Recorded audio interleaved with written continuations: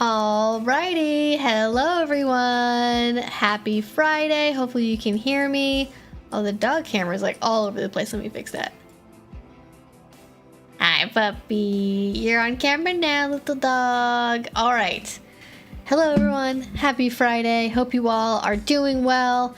I'm gonna get the chat synchronized here. It is a warm one out here. So actually, speaking of that, I'm gonna just proactively turn the fan up for my camera one setting. And that actually turn on? Yes, it did. Okay, great. All right. Camera might still overheat because even with having the fan on, I can't necessarily control the fact that it's like a bajillion degrees outside. Okay. I feel like this like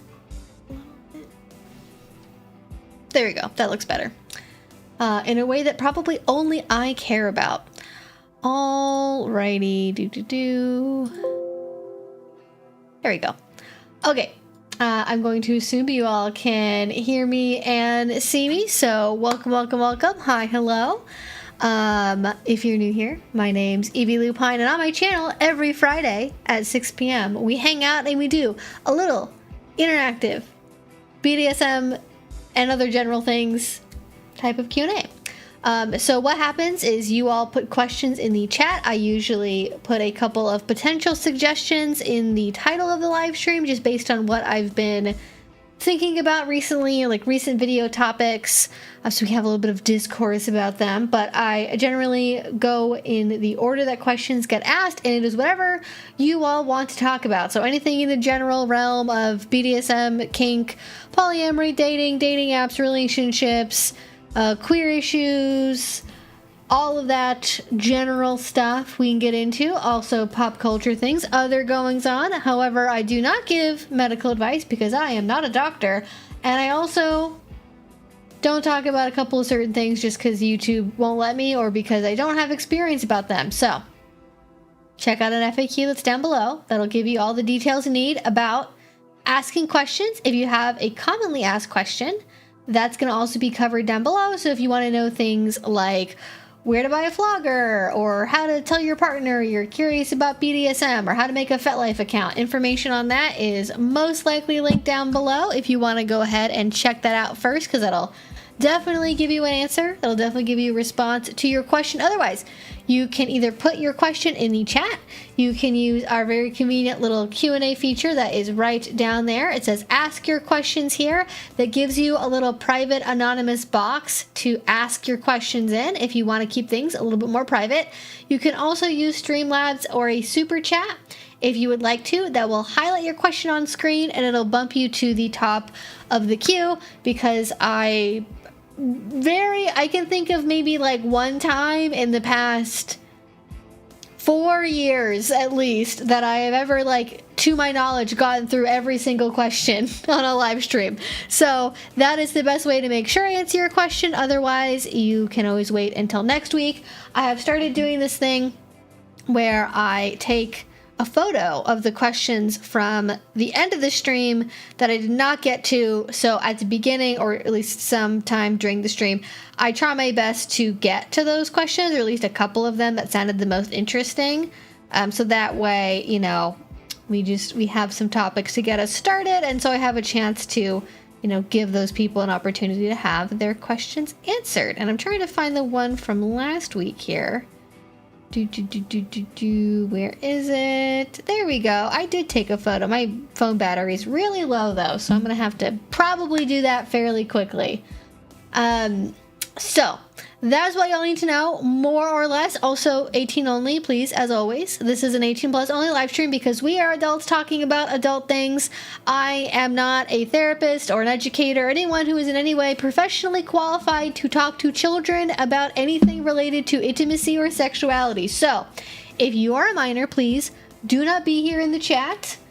It is not safe for you or anyone else, and if I find out that you are a minor, you will be booted from the stream. So just be respectful, please. Listen to me, listen to the mods, and we will all have a good time. With that being said, I will go ahead and get into it. I know that we have a story from Sean as well that we will get into at some soon-ish point. I'm going to try to maybe do like a question or two first, and then we will get into doing Sean, the live stream correspondence story for the week, and we will go from there.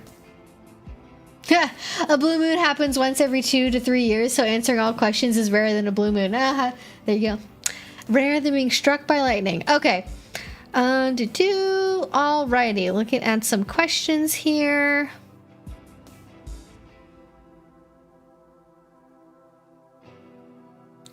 I got to that one. Oh, this is one I wanted to get to.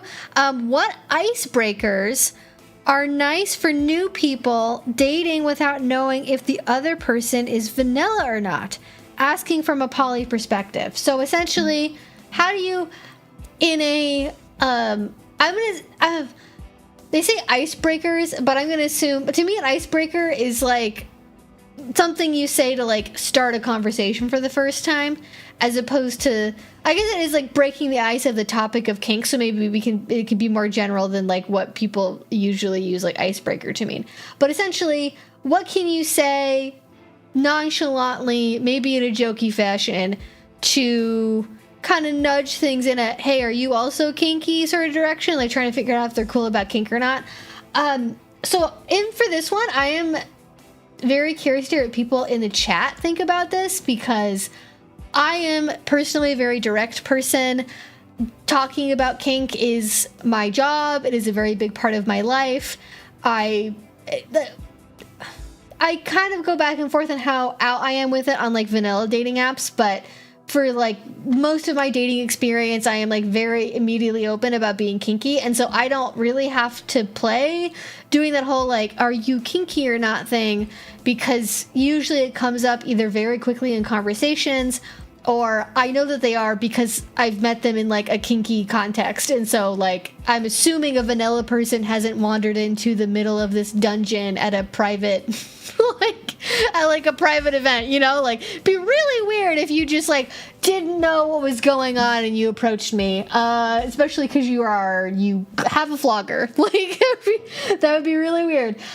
So I don't have a lot of experience, and I think how you approach this like depends on how important kink is to you. Now for me, it's like it's a non-negotiable because it's part of my job. I don't have to have all of my relationships be kinky. They usually aren't, but I need someone who's gonna be like someone of those like, we need to be cool about something really quickly. Like if you're not cool, we're just not gonna work out, because that's gonna be like 80% of my life that you're ignoring, and maybe 75% of my life that we're ignoring, you know, if that's something that you're not really comfortable with. And then like for me, there's not really a reason to have that relationship. So I am very easily able to be open, because generally, especially in like a poly context, I feel like the topic of sex and like what you're looking for in new relationships like comes up fairly quickly, just because, I mean, it's like, are you the kind of poly person who's like poly to date lots of people or date multiple people?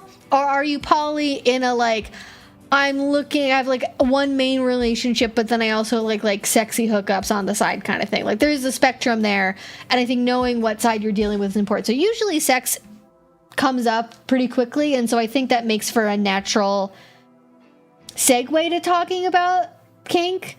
Like usually for me, if for some fucking reason usually it comes up when people ask me what I do for work. Like, so they just kind of like makes a natural segue. But like, you know, maybe it could be something like if you're talking about like what your hobbies are and like what you do for fun, and like if you're part of different hobby groups or whatever, because lots of polyamorous people are nerdy and they do like tabletop games or card games or TCG and like all kinds of stuff. So if you're talking about like, oh, like what do you do for fun? Like what are your hobbies? Like, you know, maybe that's a segue that you can bring up the topic of kink. Or if the topic of sex and what you're looking for in a relationship sexually comes up, then like that's a natural time to bring up kink. But I think and maybe it's because, you know, at my big age and how long I've been in the kink community, and because of how important I know kink is to me, like, I'm just not willing to waste time. I don't want there to be ambiguity and like, ooh, I don't know if they're into kink or not. Oh, I don't know if like this is an okay topic to bring up. And maybe it would be different. Like, this would be different if you're, like, kind of vaguely curious about kink. It's not a big part of your life. You maybe are curious about trying it, but you haven't yet. If that's the stage of life that you're at, you're just, like, kind of maybe sort of looking for people who could maybe be into kink. Very different answer to this question. But I'm going to put on some lip gloss because my lips are dry. But I would probably say, like, I think it's worth it to be direct. And so for me, with like poly conversations, that usually comes up, and some of those frameworks are like, what are you looking for in a relationship right now? Or like, if we're talking about previous relationship experiences, like my previous relationship history obviously involves kink, and so that's also going to come up. So to me, there's like lots of natural ways to bring up that don't involve like beating around the bush, trying to kind of waggle eyebrows like, hey, are you cool with this idea or not? Because having to do it that way, just like, I don't want there to be any ambiguity. That doesn't add anything to me. I don't think it's generally worth it. I don't know about anyone else, but me and my partner started bringing kink up as a joke, and eventually we were like, these jokes aren't jokes, this is serious.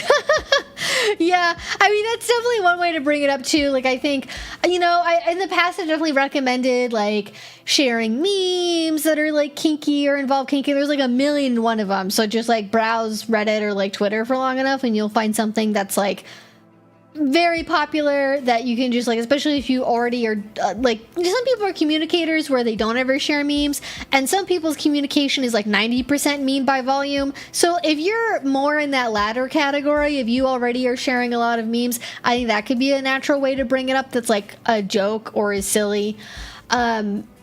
I think another way that you could bring it up is like, you know, if you're doing kind of more the cliche like Netflix and chill type thing, there's so many movies that are kinky. And I'm not saying that you need to watch like Secretary or Baby Girl. Like, you don't need to watch something that's like overtly kinky, but most of us that have kink interests can think of movies that are like, there's like kink adjacent flavoring to them where it kind of overlaps. Like, there's elements of movies like The Favorite, for example, or Upstairs Downstairs, or like, oh, what movie am I thinking of? Although, actually, if you did, actually would kind of be a baller move to be like, let's do a movie night and watch fucking Billion. It would be really funny. That'll definitely bring up the topic. I'll tell you what. That's shattering the iceberg. That's not even, you're not even breaking the ice at that point. You are just destroying the iceberg entirely if you do a Billion movie night. You just be like, oh, I think Alexander Skarsgård is cute. I want to see what he's doing in this movie. I don't know what it is. Wink, wink. Also, I am very averse to lying about an interest in kink, and so I understand the maybe need, especially if you're in like a small town or something, to hide how kinky you are until you're like more certain if somebody's kinky or not, because you don't want maybe all that to get out to like friends and family and such, and for it to be a known thing unless you really trust the person. At the same time, though, I'm wary about misleading people about how into kink you are or not, because people are going to take that as like a bait and switch of like, she made it sound like she wasn't even really that into kink, and then I found out that she was such a freak and I can't keep up with her and she lied to me, la la la la. And like, who wants to be in that situation? You know, like, just don't go there. You're not going to be happy.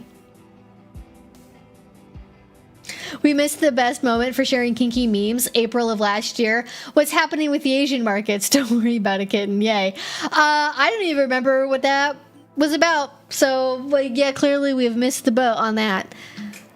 Just be sure to know your partner's work schedule before sending any not safe for work memes. My partner knows not to send those when I'm working at the office. Oh, yeah, sure. I wasn't even thinking of, like, not safe for work stuff. Like, I'm not thinking with, like, nudity or whatever, but also, I guess, in my experience, like, you know, I haven't dated a lot of people who've like worked in offices where like opening a meme would be a problem, and I kind of expect them to manage their own time of like, I'm gonna send you stuff, we're gonna talk about topics, I expect you to be an adult and know when it is appropriate to open that when you're at work, and that's on you to manage. But obviously with a new relationship you might not know that yet, so yeah, proceed with caution on that one. That definitely is more of a weekend, it's more of a weekend activity if you want to be safe about it.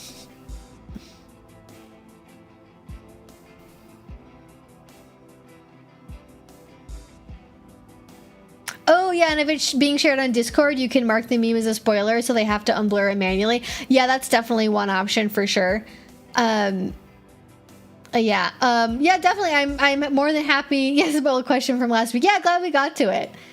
I'm trying to think. I want to make sure if there's anything else I wanted to highlight from the answers from the community here. No. So I'm starting the stream by going over previous questions I didn't get to from last week that I thought sounded like ones I wanted to make sure to get to. But if you want to submit a question, there's too many options. You can just put it in the chat. You can use the Q&A box, or you can use Streamlabs or YouTube like live stream donation, and then it'll read it out loud on screen. So kind of like whatever you want to do. I try to go in order, and we're doing the old news first, and now we're old business. Now we're gonna get into new business here in a question or two. A power move: watching Obsession to introduce your potential partner to your erotic mind control kink. I don't know anything about either Obsession or Backrooms, and at this point I am too scared to ask. References to them are everywhere. I'm pretty sure Backrooms is like a liminal space horror movie, and Obsession, I'm assuming, is about a really unhealthy relationship, and that's all I know. I'm not saying I don't care about spoilers. Maybe don't spoil it for other people in the chat. I just also don't know anything about movies in general. I don't dislike movies. It's not like I'm a YouTube person. Like, I'm a Costco guy. I listen and watch to a lot of YouTube most of the time if I'm engaging in some kind of media when I'm not like editing a video or writing or something. It's fine with us too. In fact, it's really funny when he texts, "Have you left work yet?" And then he's about to send me something funny. Yeah, it's also, I like that too. And it's like, is now a good time? Like, warning incoming. Like, if it's something I'm like not sure is going to be cool or not, I'll be like, warning incoming, and then I'll do a warning message, and then do a spoiler thing before I send the thing that's actually like potentially risky. Watching Backrooms introduce your partner to your abandoned building kink. That is certainly a thing that at least one person has done. I had a girlfriend who sent a pic about what outfit she should wear. She sent it to my work account for some reason. I was thinking it was something for work. It was her naughty nurse outfit. Hopefully this happened at a time when we didn't have the IT technology to remotely read all of your emails and see everything that you were opening in every attachment. Because that could be really bad. Oh no. Well, hopefully you didn't get in trouble for it. Because technically you didn't do anything wrong. They sent the email to you. So it's not like you were doing something wrong on company time. That's not your fault. You thought it was a business email. Oh my god, owning chuds on Blue Sky? Oh, Lexi. That is a Pride Month? I feel like that should be a month of rest from battling the chuds. But you do you. Okay, so that is kinky icebreakers. I guess my advice is don't beat around the bush, because that is a good way to not actually get any of your questions answered and just cause... I feel like that's how you just end up in a sitcom scenario. That's how you end up with one of those oh my god, I misunderstood what you said and they misunderstood me, and oh my god, that's how you end up with somebody showing up dressed up like a good Christian girl to the second date, and then the other one's wearing a leather face mask. It's oh, signs were misread. What's happening? So yeah, I think it is worth it to be yourself, depending on how important kink is to you. Obviously, if you're just I'm vaguely curious about it, then different parameters there for sure.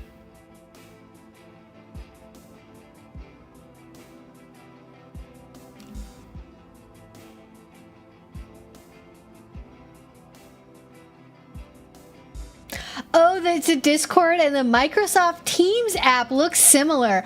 I have never had to use Microsoft Teams, but that is really funny. And Hopefully that's a mistake that hasn't happened too often. My boss saw it and she was cool, but I had to ban my girlfriend from sending emails to work. Oh, this was before the iPhone was invented. Oh, okay, thank God. Okay, so this is a while ago. Cool. I don't know. I still use emails for a lot of stuff, so emails have just been around for so long. It's hard to tell when an email-based correspondence, like what time that could have happened in. Okay, first of all, we've been streaming for 20 minutes already. That's crazy. I'm going to grab a water real quick, and then we'll get to some more questions. But thank you.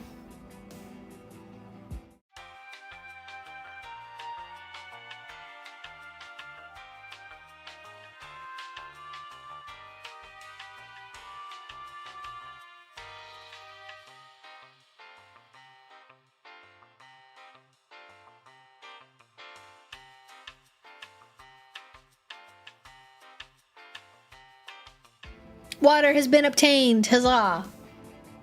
It's like the nerdiest thing I think I've ever said in my life. Okay, all right, more questions. Let's go. Everybody.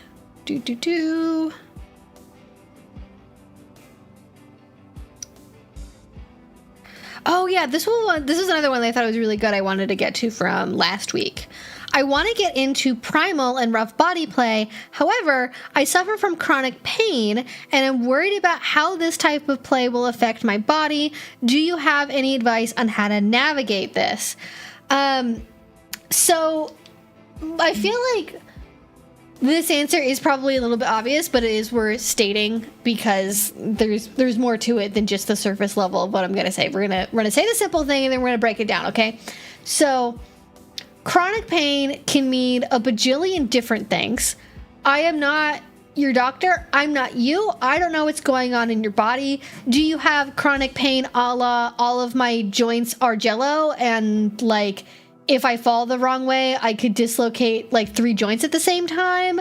Is it chronic pain in the sense that you have like chronic migraines? Is it chronic pain like you have fibromyalgia? Is it chronic pain like it could, anyways, it could just be a million things, right? It could be like all sorts of different stuff, and it can just be like a psychosomatic kind of pain where, or just like, you know, it's pain that's like very constant, but maybe it's not necessarily related to a specific like weakness in your body or like an injury in your body that makes sense that like would be an additional risk factor, but maybe your like pain tolerance is really altered because of that. Like I know lots of people that have chronic pain and the, you know, issue that they have with kink is not necessarily that they have some kind of relevant injury or like noodle joints or like something that might cause a higher level of physical harm potential because of those reasons, but because they have such a higher level of like baseline pain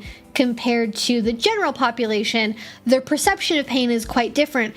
And so they're more likely to accidentally get injured because they're able to kind of tolerate a much higher level of pain than other people that don't have chronic pain might take, especially early on in somebody's kink journey, where they might not notice that something like we've crossed over into like harmful pain territory just because their base level amount of pain is so high to begin with.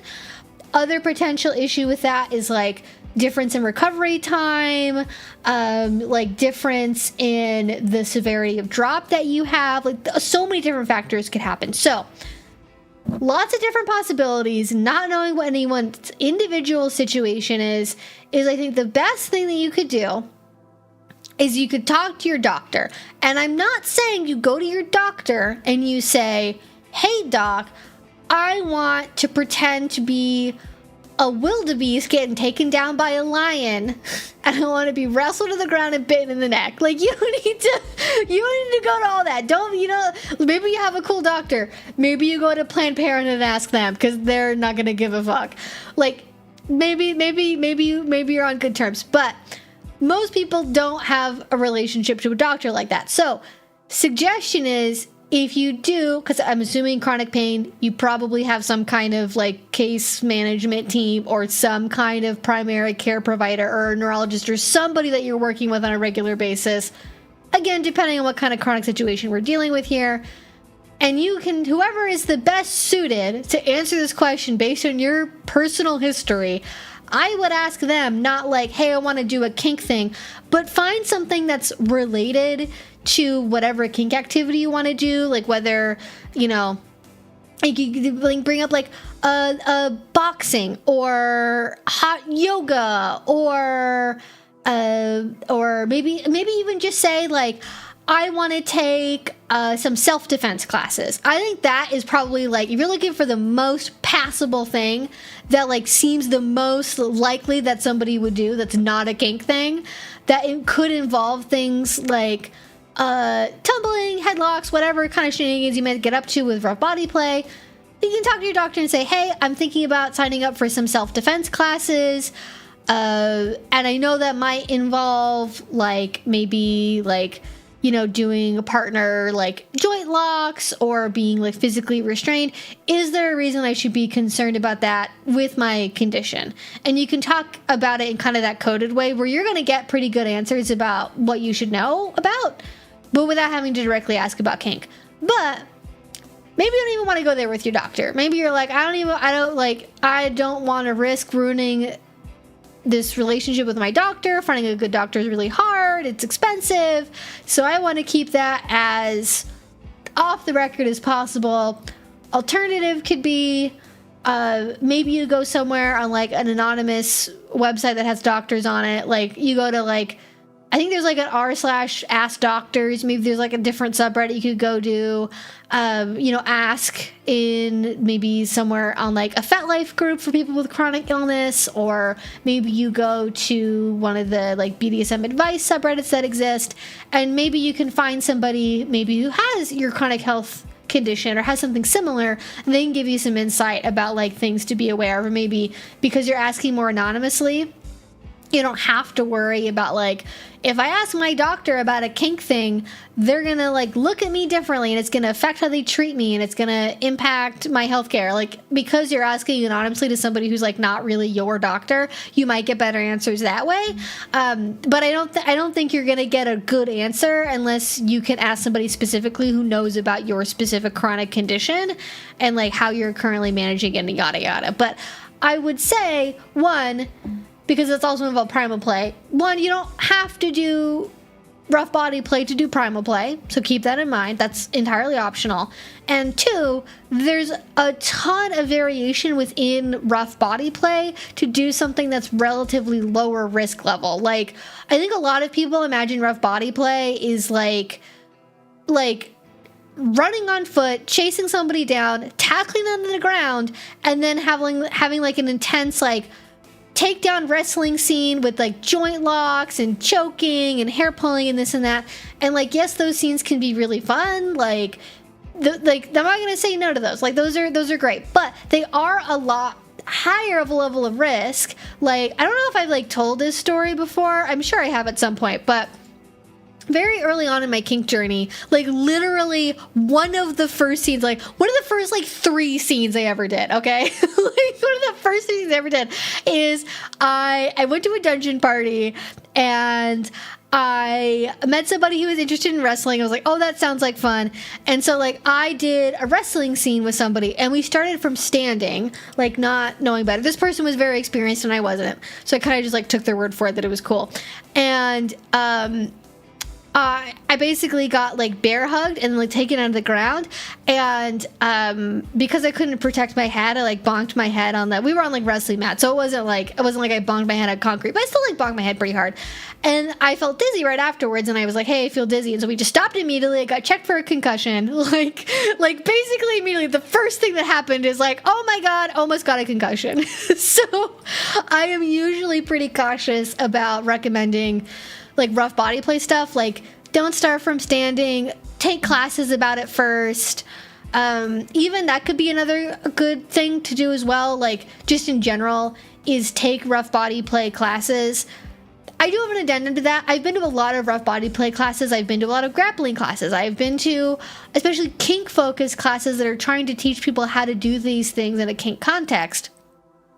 And they are still not doctors. They probably still don't have specific information about whatever your chronic illness is or chronic pain issue is. And so they might not be able to give you super clear answers, but most of these people have extensive experience of a lifetime of like wrestling, BJJ, various other martial arts. And so they might have experience from that of like knowing people who do those things that have various stuff going on with their body.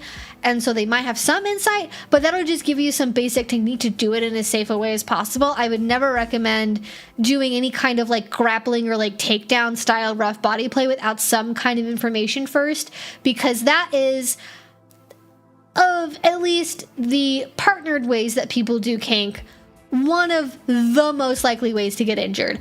Obviously things like solo breath play, that's really fucking dangerous. Like, don't fucking do that shit. Come on, guys. Like solo, like solo intense bondage and solo in like air breath control stuff, those are the two most likely ways to just like straight up kill yourself doing kink. So those are really dangerous. But hot on the heels of those two things, number 3 is almost certainly rough body play.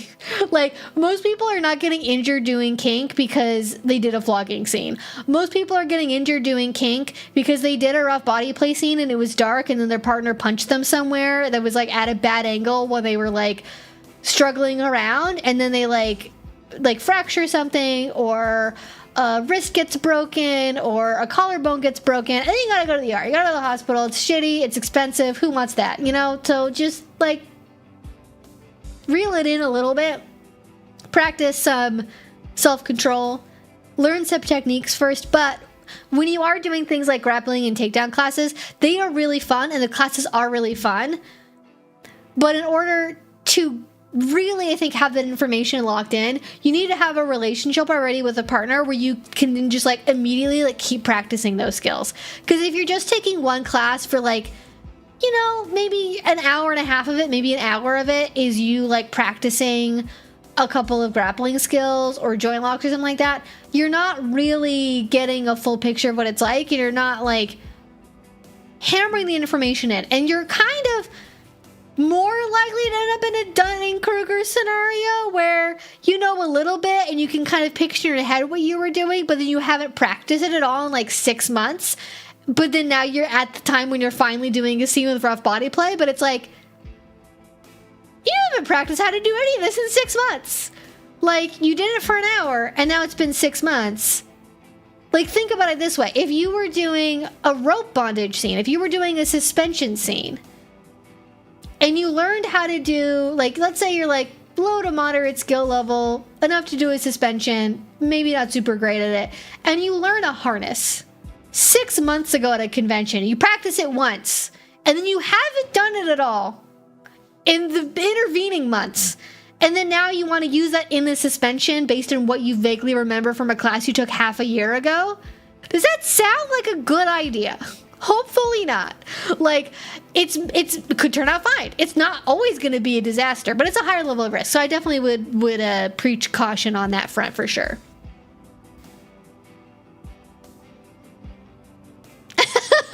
Hang out near a med school, befriend a beleaguered, alt-looking med student. They like free food. Then intermittently ask them for medical advice. It is the natural way. You have to show up randomly with like pizza, sushi. Just be like, hey, like, you seem tired. I brought you this coffee. Like, you can ask them like, hey, do you know anything about this? Yeah, exactly. That's, you know what? No problem with that whatsoever. Sounds like a great idea. Just rolling around in the bed is quite fun. Everything is soft, so not much risk of hitting things too hard. Yeah, I think if you're just... But, okay, the other problem is everyone has to be like 1,000... This is like the... Where rough body play goes wrong, more than anything, is the people involved are not all on the same page about what maneuvers are possible and what level of intensity things are about to happen with. Like, I have an old interview where I talked to, I think, Rain DeGray about this. And where people injure themselves and others is like, you think, okay, let's do a little wrestling scene. Let's roughhouse a little bit. And what you're picturing is, I'm going to hold them down and tickle them when they're on the bed, and we're gonna laugh and have a good time. And they think I'm gonna fight for my fucking life, and they think this is suddenly permission to like spit at you, bite you anywhere, like slap you, like claw at you. Like they think this is like a cage match to the death, and they are going to contort their body and yours in ways that you didn't previously think was possible. And you're like, they just kicked me in the jaw. Like, you gotta be really, really careful, because a lot of, especially like more like bratty, like fighty bottoms, oh my god, they're like rough body play time to physically exhaust myself, turning myself into a pretzel and risking dislocating every joint in my body at the same time. Like, you'd be so aware of like what everybody's bodies are supposed to be doing. So really carefully negotiate. Like, I know it's, for some people, it's like negotiation is boring and it's not as fun. I would argue you can make it a fun, sexy, cool thing if you want to. But this is something you got to be very clear about like what level of resistance is okay, what type of resistance is okay, like what kinds of maneuvers are you going to be doing, okay? If you haven't talked about it, don't start spitting at people, don't start like putting people in headlocks, don't start choking them. Like, just, I know, like, people get, like, really, really, really strong fight or flight responses doing rough body play that they might not expect are there. So making sure you have a really clear plan, and then, like, if things go over the line on either side, like, stopping that scene immediately, because that is how you get injured. That's how you go to the ER. That is how your scene ends, with a broken collarbone. Don't go there, okay, folks? Just don't go there. The suspension example reminds me of one time I was watching a vid during a scene to remember how to do a basic mantis tie. I mean, that is like totally like, if you have a way to refresh your memory, and I have certainly been in lots of tying scenarios where it's like, oh, we're practicing something, let's go look up that video again and like practice it. That's totally fine. Totally fine. But it's sort of like, I think I probably remember how to do this, and then just like winging it after 6 months. Now, if you're at a very high level of knowledge with suspension and rope bondage, like, and you are at the point where you like create your own ties for suspension, you're going off of a memory, something that somebody else did, you're going to put your own spin on it anyways, that's a different situation. You're at a very high level of skill, you already practice in general a lot. But if you're kind of doing bondage like every once in a while, let's be honest about our skill level here, people. Let's be honest about what we're capable of. Learned the lesson the hard way when I accidentally kicked a partner's face pretty hard. Yeah. Legs are powerful. You gotta be careful. And you might not even mean to, right? You might just be trying to position yourself. You're flipping around, a leg goes somewhere, and suddenly you've like kicked them in the jaw like a donkey, you know? So we gotta be aware of what's possible. You know what? Mouth guards are great. Knee pads are great. Soft, low to the ground, non-hard edge pieces of furnishings are also fantastic, you know? I had a sub knee me in the temple while doing resistance play. Luckily she was small, but damn, she gave me a concussion, rang my bell good. Yeah, I mean, good, no, this is not a rough body play class. We're only answering a very brief question. But yeah, like, if you're gonna do this, take classes, learn how to check for a concussion, negotiate very thoroughly, don't go to the ER, okay? These are the guidelines we gotta follow.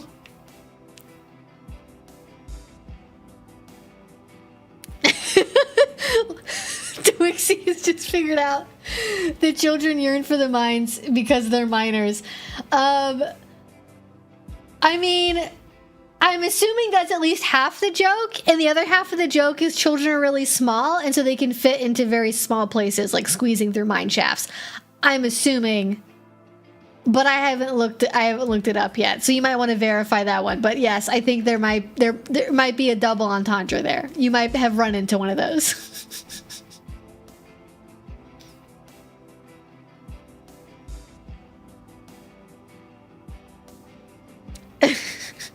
Yeah. Anyways, that's rough body play.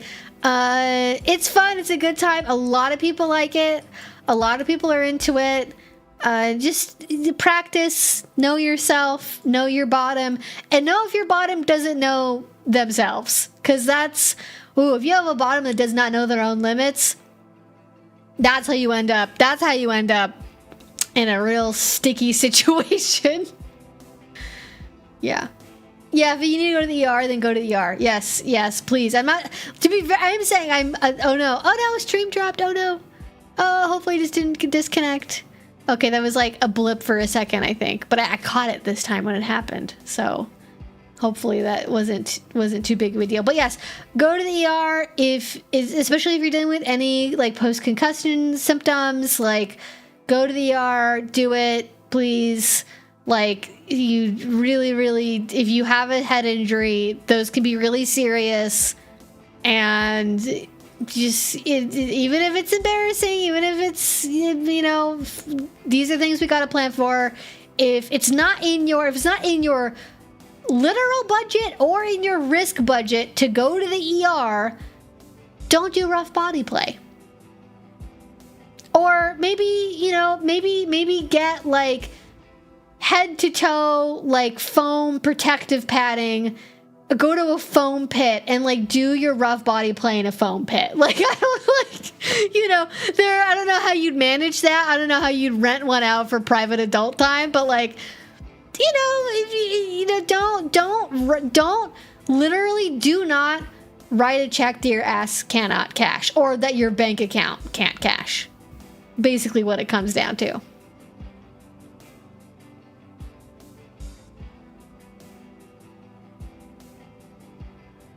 Oh, also my children do play Minecraft, don't they? I have never played Minecraft. Not to brag, I haven't ever played Minecraft. So, I'm firmly outside of that age demographic. All the animals in it seem cute. So if we could have a farming sim, if there's a version of Minecraft that's only a farming sim, I might play that one. All right, I think that was it for the questions from last week. So I'm going to go ahead and... let's see, how's my phone battery doing? I'm going to go over to Sean's live stream story. Ooh la la. Okay, I'm going to drink some water because this is a tale.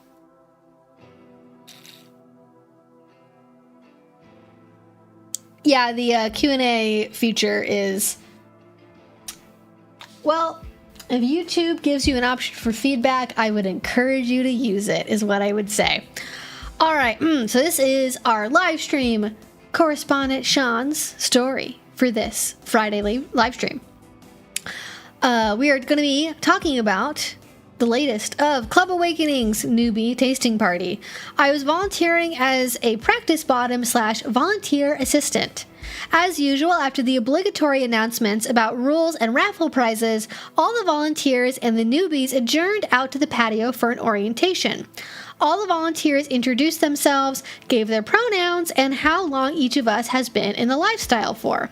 Immediately following orientation, as everyone was heading their own way, I was approached by a person who wanted information on how to start conversations with other people at a play party or a munch.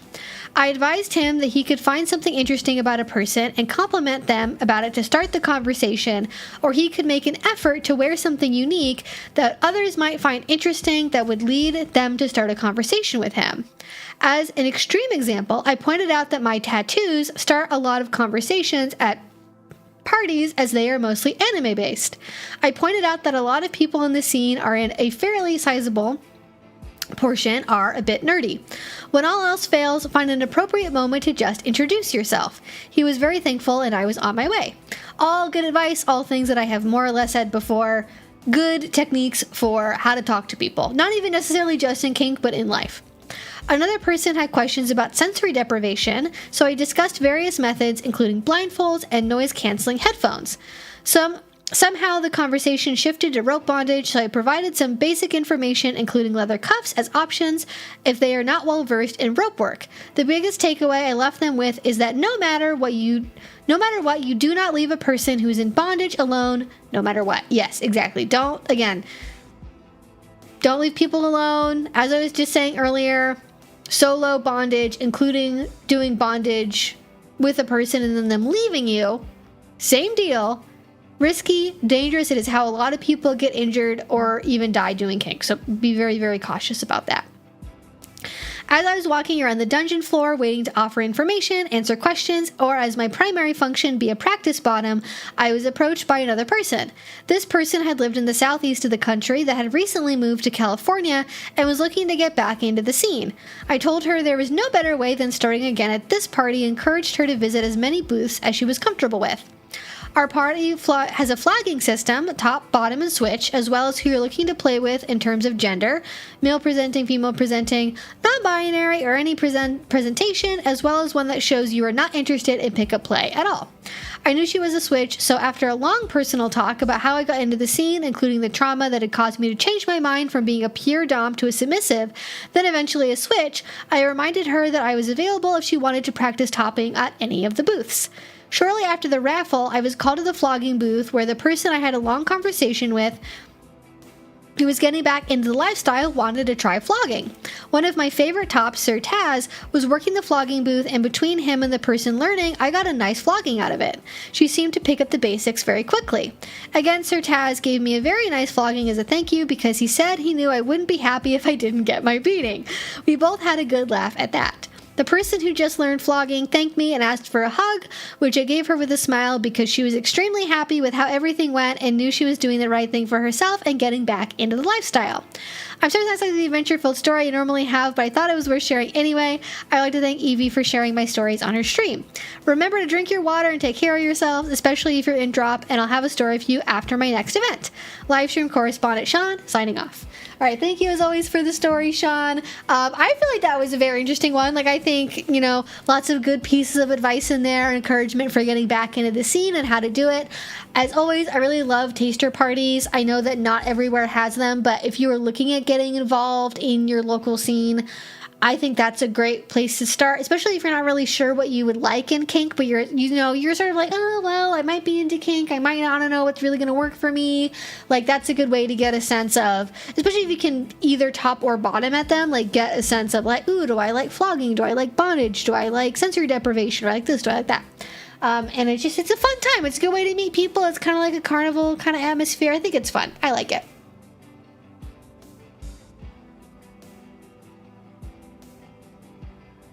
No. I do questions from last week kind of first, and then now I'm going to get into questions from this week. So there you go. Again, if you want to make sure I answer your question, you can use a super chat or use a Streamlabs donation down below. I do try my best to get to as many things as possible, but obviously these are oftentimes pretty involved answers, and so things take a while. All right, getting into things. Do you know clubs in Colorado? Okay, so I'm going to give the answer I give for any possible geographic location. No, I do not know of events that are happening in Ann Arbor, Michigan, or Colorado, or Maine, or New Mexico. I don't know what's going on in Albuquerque. I don't live in Albuquerque. Not my area, not my area of expertise. Even if you were asking about a city that I have lived in, where I do know the scene, I am not going to name on a live stream what that venue is or where it's located or anything like that. I would say if you are near a big city, there is probably some kind of kink thing happening. The best place to find it is on FetLife. And especially because I don't live in every city in every state in America, I definitely cannot tell you the reputation of any of these venues. I can't tell you what parties I would recommend. I can't tell you if these venues are even real or just a catfishing operation. So do your own research. Go on FetLife. It is FetLife UI, not the best. Okay, we can all agree on that. However, it is relatively easy to make an account, put no personal or identifying information on it, and just use it to look up like BDSM events in Colorado. Go, and you look at enough events, you look at enough groups for Colorado, Rocky Mountain, BDSM group, whatever is on FetLife. You will find what the big dungeons are, you will find the conventions, you will find the munches, they will be on there. There are other websites, other apps that will have kink stuff on them, but the vast majority of it, especially for a new person that you're going to want to go to, is going to be on FetLife. So can't say I know of anything in particular in Colorado, but even if I did, I wouldn't name particular dungeons unless, like, you know, if we're talking about a really big convention that, like, advertises itself and, like, you can find just with, like, a really quick Google search, that's one thing. But, like, I'm not going to be like, oh, yeah, if you go to Main Street in downtown Boulder, it's on the third building on the left, the BDSM dungeon. Like, it's not how that works, you know, not how that works.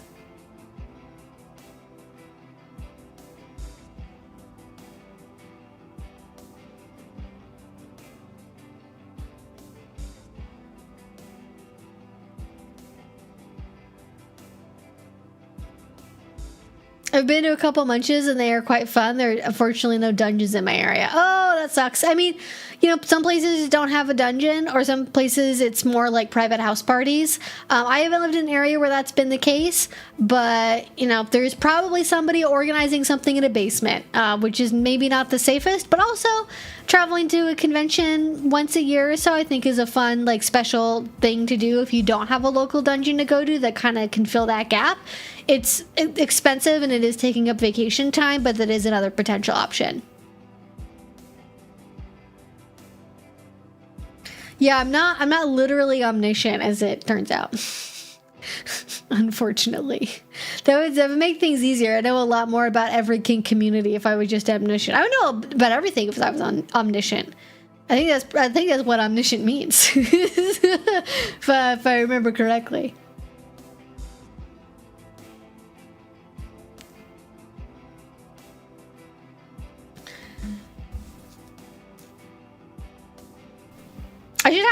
I should have an intro video that plays, like, explains how the fuck the YouTube Q&A system works. I think it's the only way to, like, explain to people, because I don't know what it looks like from the user end, so I can't really tell you.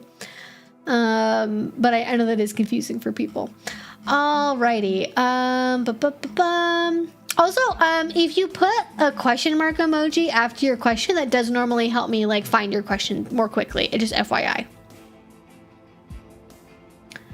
Just because it's, like, I'm trying to scan through and, like, go between, like, chat and, like, looking for questions.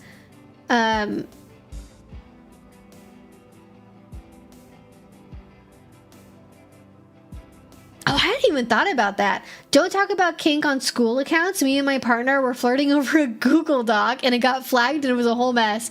We were both 18, just graduated. Oh, I didn't even think about that, having, like, a school-affiliated Google, like, Drive. Yeah, definitely, like, separate your work and your school stuff. Like, I mean, I have definitely had people, like, email me and stuff, and, like, use, like, what is obviously, like, a student email address, and it's like, making a Gmail account is free. You don't have to use your .nyu.edu student email address to email me. I mean, you can, but, like, I wouldn't recommend it. Yeah, definitely just sign up for a different email account. They're free. There's a billion of them. Just do anything else. Do anything else other than that. Yeah, that could be awkward. Any advice on practicing kink solo? I have a sex-averse ace partner and we're monogamous. Been trying hypno lately, but would love ideas and tips.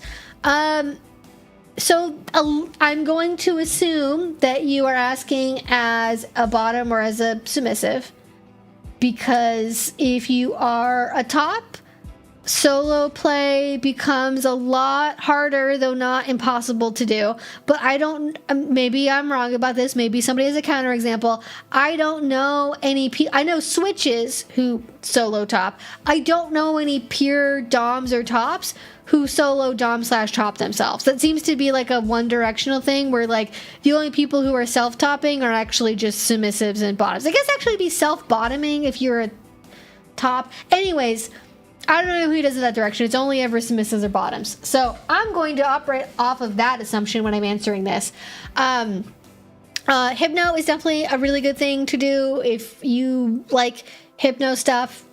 I think that's a great place to start, especially if you have kinks that are more difficult to do on yourself or involve, like, a high level of role play. Hypno, absolutely go for that. From there, I think probably several different things you can do. There's more the DS side of like self-doming, and then there's self-topping, okay? So like self-doming would be like setting your own schedule, making your own punishment and reward framework for yourself, you know, doing a sticker chart for yourself, like doing things where you're essentially like holding yourself accountable and like setting goals for yourself and then rewarding yourself for doing those things. I think that's fairly easy. There's a bunch of even vanilla advice on how to do this that is just as applicable to kink. So that's one way of doing it. But I'm going to assume you probably mean more like self or solo topping. So we already talked about it, because conveniently this somehow become a theme of the stream, is don't do bondage by yourself alone. Don't do breath control by yourself alone, okay? Very dangerous. I'm very serious. A lot of people really do hurt themselves doing those things. Now, I don't know how sex averse your partner is. I would really recommend somebody know what you're doing, even if you're doing it by yourself behind a closed door. But like, give somebody a vague idea of like, I'm gonna have some private time. I'll be done by like 9 p.m. and I'll meet you downstairs so we can watch whatever TV show. So they know that if you don't come out by like 9 p.m., that means it's time to go in and check on you, okay? Or like knock on the door, try to get a response. And then if that doesn't happen, if they can't open the door, they don't hear a response, something like that, then things can escalate, 911 can be called, so on and so forth. So let somebody know what you're doing, especially if you're doing anything involving like restraint or what have you. Now you can do that kind of thing in a safer way, right? Like, don't tie up all your limbs, don't put anything around your neck, don't do anything that impedes your breathing, okay? If you're just like, you know, practicing a tie on one of your thighs and you have a pair of safety shears and both your hands are free, like, you're probably fine. Like, even if you're doing like both of your ankles or both of your shins, again, both your hands are free, you can move around easily, you have safety shears, somebody knows where you're at, that's relatively low risk. So you can do bondage like that kind of thing. I would not do things like handcuffs. I would not do, I know there's all kinds of devices for like ice locks or like timer locks. I don't trust any of that. I don't think that's a good idea. I know a lot of people are like into those objects and like using them, and I'm not shaming anyone for using those things. I can't like recommend those things in good faith. I wouldn't use them. I don't think that they, at least to me, pass a level of safety that I would want for anything solo. So that's solo bondage. I think solo impact play, like, okay, like flogging yourself, using whip on yourself, that's one, it's going to make noise and your partner maybe doesn't want to hear those things. Two, harder to get the same kind of sensation that you would get playing with somebody else when you're doing it solo. So at least what I have found works the best for solo impact play type stuff or solo pain play type stuff would be paddles are normally pretty good. So you can get really short, small ones, and so you can use them on like the inner thigh. I think wax play is another really good one. I think that one gets fairly close to the sensation that you would get from having somebody else do it to you. I would also think about maybe things like cupping, for example, is another one you can use solo that also works fairly well. Like scratching works pretty well too, or like scratchy type toys. So you have coconut rope, for example, or some kind of like scratchy sandpaper, like any kind of like abrasion play I think works pretty well solo, like abrading yourself with a piece of sandpaper and then spraying alcohol over it. Like there's not that much of a difference between doing it to yourself and somebody else doing it to you, other than you anticipate the alcohol spray, and that can make it a little bit less intense. But maybe anticipation is like a really big thing for you. Maybe that actually makes it more intense to do it on yourself because you can see exactly when it's going to happen. You have to like work up the courage to do it, you know? So those are some like pain play things I think about doing. I will also add too, there are dungeon spaces you can go to where the whole theme of the event is people doing solo play. That tends to be more rope focused, but I have been to solo play encouraging events, if not like solo play focused events, where you will see like needles, medical play, rope bondage, suspension, impact play. Usually the two big ones are rope bondage and needles. I don't know why people tend to gravitate to those things as solo play. So those might not be your kinks, but there are things that you will see people doing solo. So that's probably generally what I would say for things you could play around with for doing things on your own. But yeah, also I would say, like, you can be a sex-averse ace person and, like, be okay with kink. However, I'm assuming for you that kink is more of a sexual thing, and so maybe that's why you're not going there with your partner, or, like, maybe they don't get why, like, kink might not be a sex thing. So, maybe you don't have to necessarily always do kink solo. Maybe you find a way that you can also incorporate it into your relationship in a way that both feels good for each one of you. But yeah, that's probably where I would start.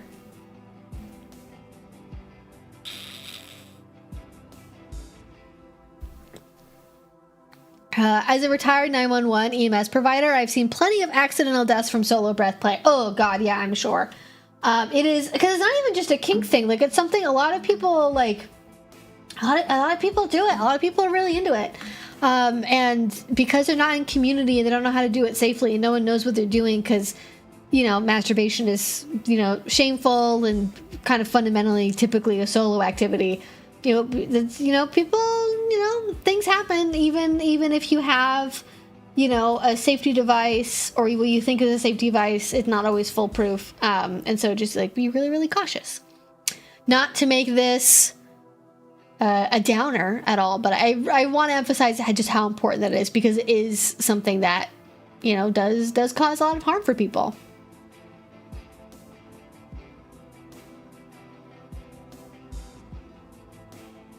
I also think that doing solo needle play is a good way to practice for using it on other people, and also just kind of generally getting comfortable, like handling sharps and things breaking the skin and doing all of that, versus just having other people do it to you. I certainly have a lot more of a comfort level with, like, blood and broken skin and, like, medical procedures involving needles and, like, blood draws as a result of doing that in my kink play.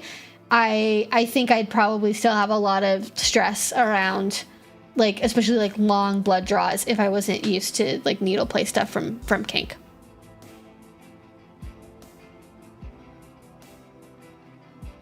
I had to call a friend over one time, dialing using my nose or something like that, because my dexterity had gone down and could not release my hands from behind my back. Oh my gosh, yes. Like, that is super scary, and, like, that's the kind of thing I'm talking about. Like, you might think you're okay, but, like, yeah, if you're doing something where you're, like, you're handcuffed with your arms behind your back, even if you have something like an ice lock or a timer lock or something, if you, like, have a nerve impingement that happens, if you get nerve damage, and both your wrists are, like, you don't really have control of your wrists anymore, or maybe your fingers or something, because of the position you were in or the restraint or whatever it was, even if you do eventually get out of the restraint, like, you might, like, have injured yourself in a way that wouldn't have happened if somebody was watching you, or if somebody knew where you were, and it can get like really dangerous. So just, yeah, you just gotta be cautious about stuff for sure.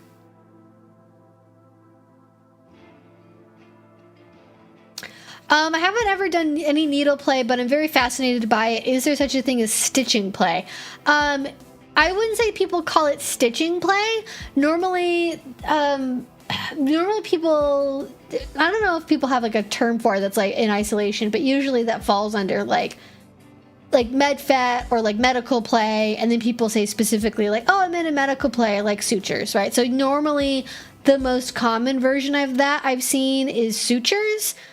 People will do things like play piercings and then, like, weave the play piercings together with ribbon, which is a very tired cliche of the needle world, which has people do all kinds of things that probably they shouldn't. Like, they put needles in somebody's body and then weave ribbon between the needles, but then they don't, like, they use cork to, like, cap the needles, or they don't cap the needles at all and just leave them sticking out when they're walking around the fucking dungeon. And Don't do that, please. Don't. Just, you can just bury the needle tip in the skin. You don't even have to use, you don't have to use cork. You can just bury it in the skin.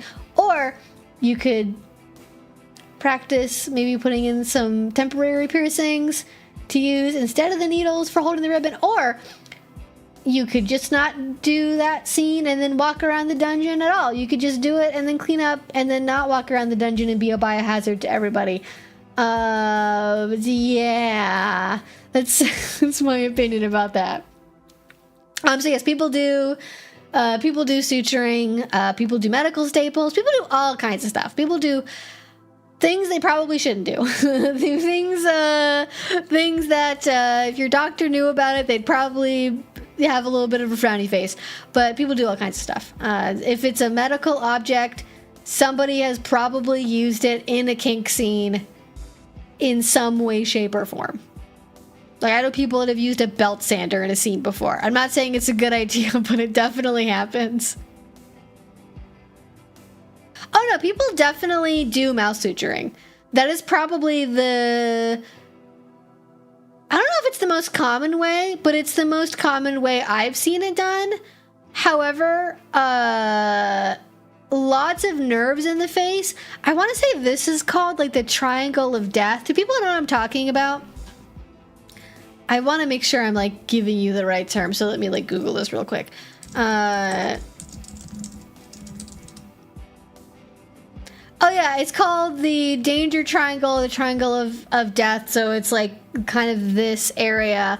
And I know there's a bunch of like, there's a bunch of like nerve endings there, and also there's a lot of veins, and then also you have like your sinus like network is there, and so it's just like very risky to like play around with like upper lip area. So I have seen people do it. There are classes for it.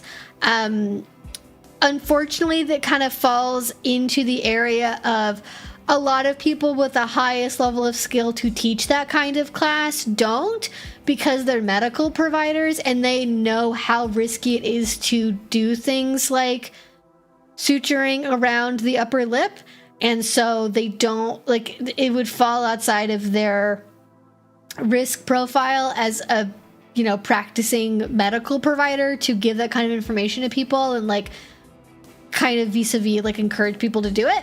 Where there's the people who will teach you how to do it don't have a medical background. And let me tell you, in the last year, I have taken some very questionable medical play classes that has me reevaluating the people that I've gotten information from, and certainly has given me a few people whose classes I will take with a very large grain of salt going forward, at least when it comes to the medical health care side of things. Like, I'm not a doctor, I'm not a medical provider, I don't know every risk of everything. However, even I know better than to recommend people use Neosporin on open puncture wounds. And yet, somebody who is teaching multiple classes on advanced medical play techniques has that as a line item written recommendation in their materials. So I don't know when the last time they got a first aid certification was, but I'm gonna assume it wasn't in the recent past. To my mind, if you were teaching a medical play class, your medical safety information needs to be at least as up to date as whatever the current Red Cross or local equivalent version of like first aid preparedness information is. If you're giving me old antiquated advice like, oh, we just did a scene and okay, we did something that caused a little bit of like a superficial burn on the skin, soothe the skin with cocoa butter. No, don't do that. Don't do that. So anyways, be cautious with medical play stuff, because I think the lower level skill stuff, when we're talking like basic needle play, like basic scalpel techniques, kind of the introductory level blood play stuff or medical play stuff, that information, you will definitely find medical providers who are very knowledgeable, who will teach those classes that like won't recommend you do dangerous stuff that's medical misinformation in them because they're actively practicing medicine and have a license. So that information I trust a lot better, but when you get into the more advanced stuff, because there's not very many people teaching it, because it's in high demand, and because the people who are choosing these classes to put them on at events don't have medical licenses most of the time either, they don't really know what the content of the class is or how high quality the information is or not, or if it's trustworthy. So be very cautious with high level stuff. But anyways, the point is that it is technically possible.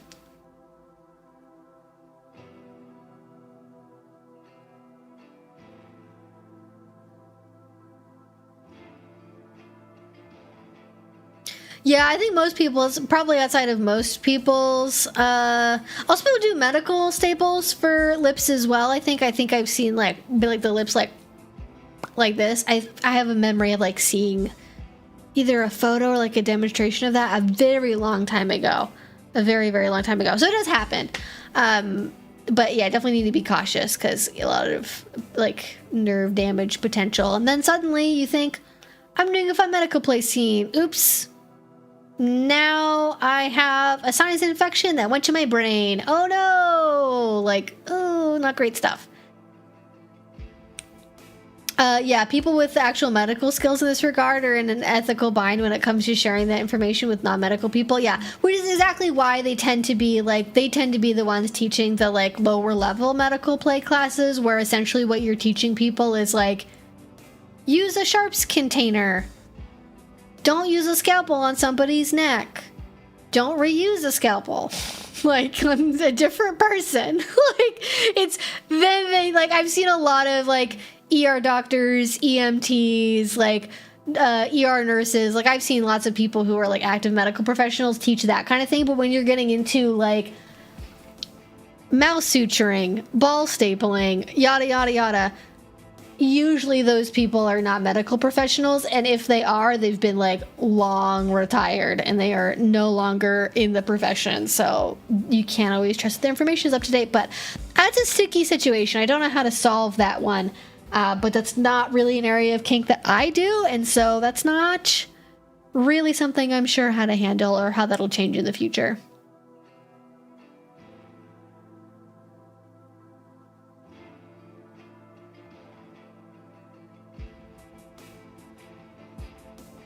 What's wrong with cocoa butter? To make, first of all, the first aid certification. Second of all, you don't want to, I don't know how to describe this exactly, so I'm just going to say, look, just go to the Red Cross website and then, like, look up first aid information for burn care, and then it'll explain to you in very precise, easy to understand information about like why you shouldn't put fats and oils on a burn wound. But it's not good because maybe people don't understand this, but cocoa butter, but also coconut oil, different things, are lipids, and you don't want to be putting that on a burn. You don't want to be doing that, folks. You don't want to be doing that.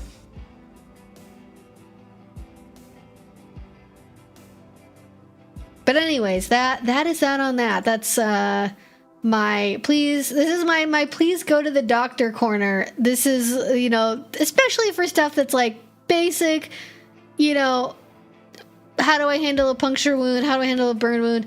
There's so many, like, maybe not government, but like official medical association run websites for this, that there's not really a reason to get that information from some random Joe Blow who's like, I've been in the kink community for 30 years and I like doing medical play. And it's like, you have never, I have more first aid knowledge from being a babysitter when I was in high school. Like if it just stopped there, I would have been more informed.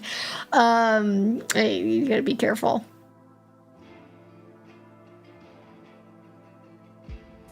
Yeah, it's in the context of like first aid after a burn. Not like, I mean, I don't know if I've read anything specifically about like after the burn is like scabbed over and it's in the healing process, but even then I probably still wouldn't. There's like better stuff to use than that. And that's getting into dermatology territory. Also depends on if you want it to scar or not. That's a whole other can of worms. Is do you want it to scar on purpose?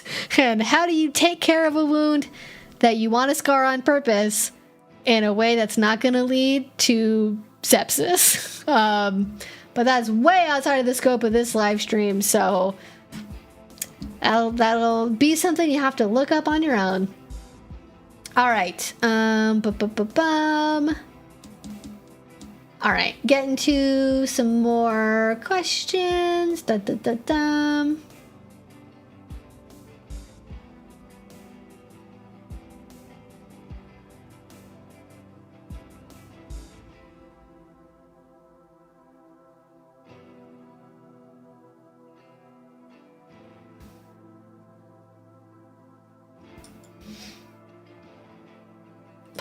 Sorry, that was my bad. I accidentally clicked on something. The stream isn't over, I promise. I probably shut up for like a second. I was trying to scroll in the chat and I accidentally clicked the button by mistake.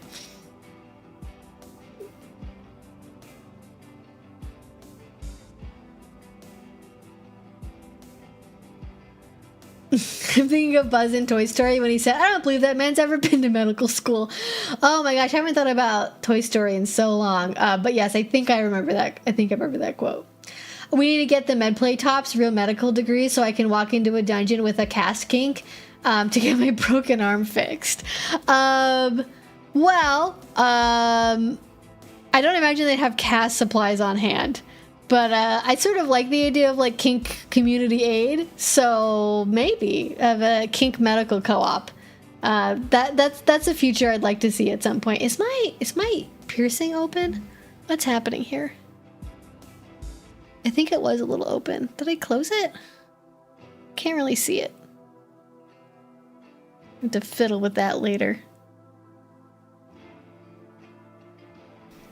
But some people do have a cast kink. Like, for real, there are people who do, like, body casting stuff. I don't know if they do actual, like, cast material, or if it's, like, is it paper mache?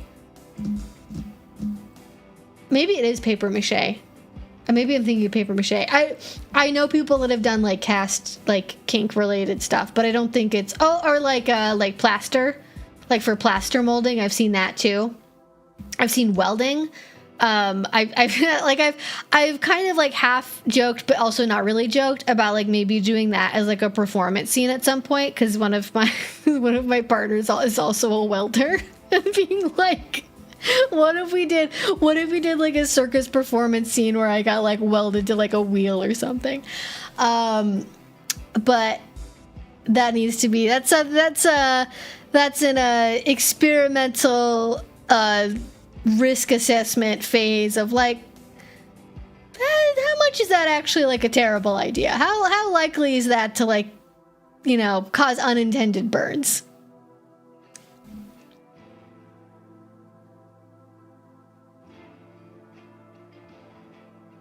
Oh, that's actually a good point. Unironically, just go to any street medic care collective. About half will be kinky, and they'll be happy to help you gratis. Yeah, I hadn't thought of that before, but that's probably a good point. Yeah, street medics, the leftists in general, which I guess maybe we shouldn't assume all street medics are leftists, but like, come on, it's like that's like a 90% overlap minimum. A lot of them are kinky. Don't know why. That's kind of a funny correlation when you stop to think about it for a second, but I think you're probably onto something there.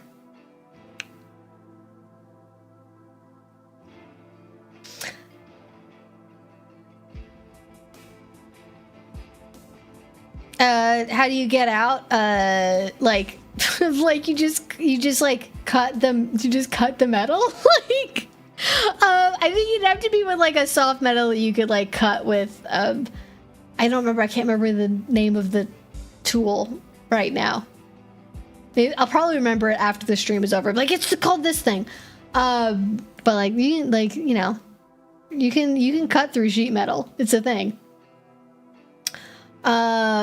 Anyways,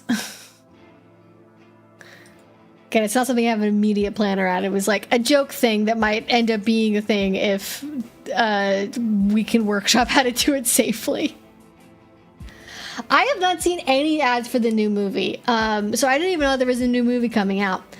I don't even know what I get ads for, even. I use so many ad blockers, I feel like I don't see ads that often, to be honest with you. I get ads for a lot of weird AI stuff. I think mostly it just, like, pisses me off. Oh, maybe it was an angle grinder. Maybe that's what I was thinking of.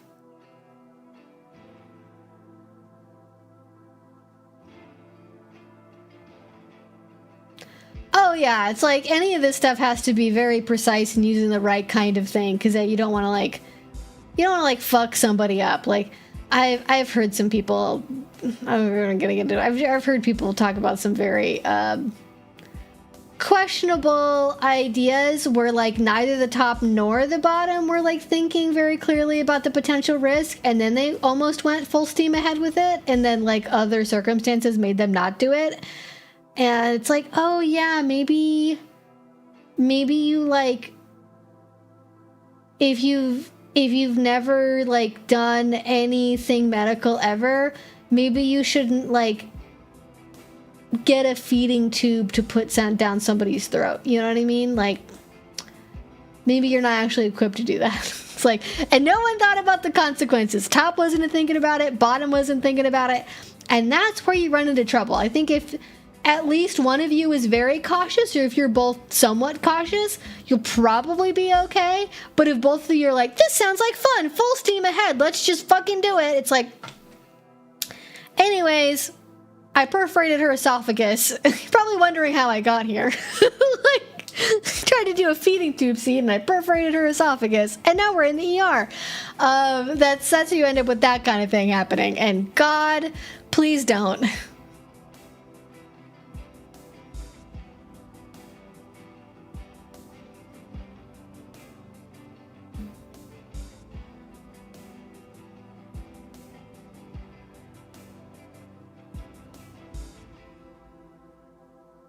All right, I'm going to go over to the question box here. Oh my gosh, so many questions. I will try to get to as many as I can. You can also still ask in the main chat if you would like to, but the best way to make sure I answer your question is going to be either using a super chat or through using our Q&A tab that is down here in the chat feature. Is there a term or way to communicate liking spankings and also diapers in a humiliation way and not in an age play way? I feel like you kind of just said it. This is my opinion. If I am negotiating with somebody to do a scene or to play with them or be play partners or anything like that, I want it to be somebody that I can clearly communicate with very directly, because I don't want there to be an ambiguity. Like we talked about at the beginning of the stream, right? So if what you want to do is say, I want to do a spanking scene, and I also really like diapers, but I'm not into ABDL. You should just be able to say, I like spankings, and I like wearing diapers, but my motivation for diapers is it being a forced thing, and it being an emotional, sadomasochism, humiliation thing.